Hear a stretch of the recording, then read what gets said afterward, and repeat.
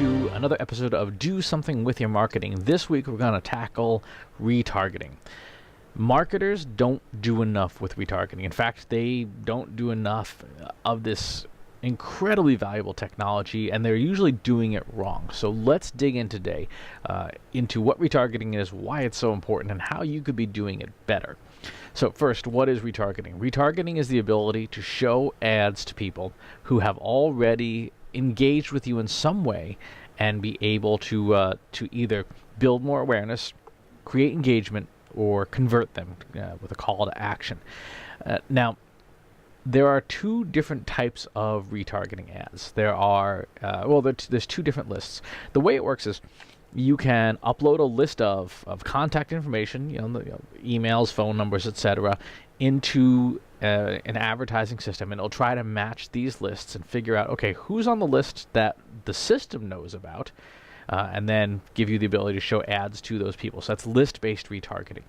The second kind is called pixel retargeting, where somebody goes through certain segments, certain pages on your website, certain sequences, and if they do, they're tagged with a pixel. They're cookied so that you can then identify them by the pages that they visited. Both types of retargeting are essential. Both are complementary, and you need to be using both. You also need to be doing a really good job with segmenting and being able to differentiate between the two, because the audiences are different. They are, we'll get to the audiences in a second. What services and software provide retargeting? Well, the major ad companies all provide retargeting services. So Facebook has, it's called custom audiences, and you can do, again, web-based or list-based. Twitter has custom audiences.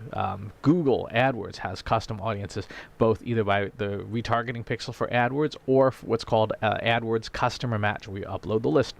And then there are whole huge bunches of display advertising companies that offer this kind of retargeting. They're DSPs, so like AdRoll, StackAdapt, Basis, all the major display advertising companies have some form of retargeting. Usually it's going to be the list, the web pixel kind, but as these companies get more and more involved in the marketing data and the advertising data, they're starting to offer the list-based versions as well.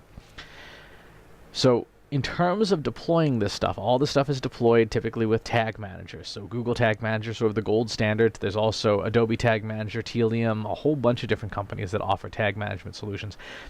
What's important on the web-based retargeting pixels is that you have lots of them segmented. So you don't want to have one pixel for your whole website. I mean, you do. You want to have a roll-up audience, but you also want to have very granular pages. So, for example, let's say you ran a coffee shop and there's all these different kinds of coffee on your website: espresso, cappuccino, etc. You would want to have a different retargeting pixel for each kind of drink, so that you would have espresso lovers tagged in one way, cappuccino lovers tagged in another way, latte people tagged in a third way, and then be able to see the combinations, like who likes all three, who's been to all three pages versus who is just on the espresso pages. They were really intent upon that. You also want to have retargeting lists that are called knockout segments or blacklists, where if someone has converted, they've already done the thing and you've got them, don't show ads to them. Right? It's just a waste of ad dollars to retarget somebody who's already bought, assuming they can't buy again or wouldn't logically buy again. So in terms of when to deploy retargeting, the answer is right now. Actually, the answer was a year ago.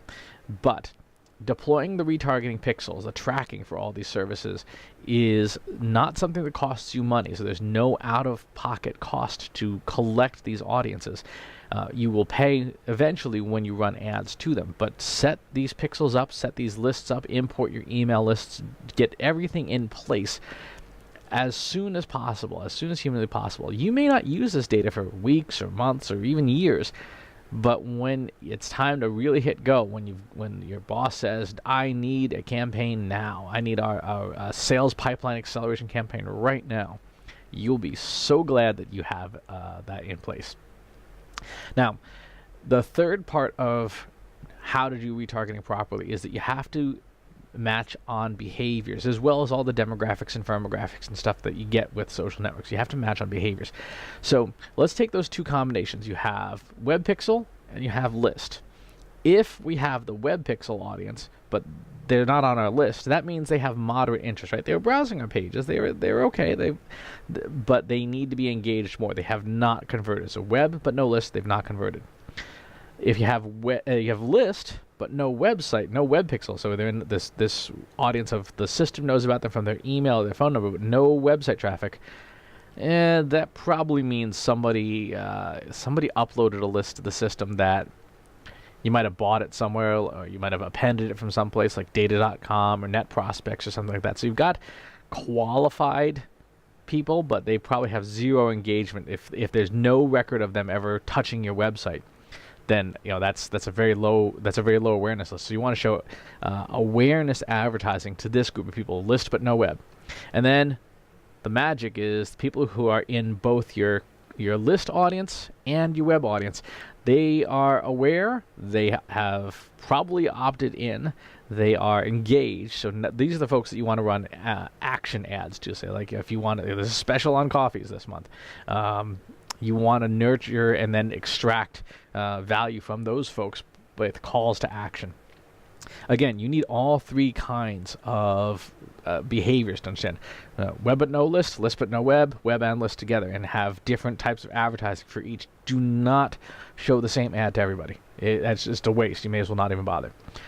So, the takeaways that I want you to do something with your marketing. Number one, deploy as many retargeting options as you can feasibly cram into your digital properties as possible. Load all your lists, segment all your lists, get everything in place today, because you will need the data. Get the pixels collecting data today.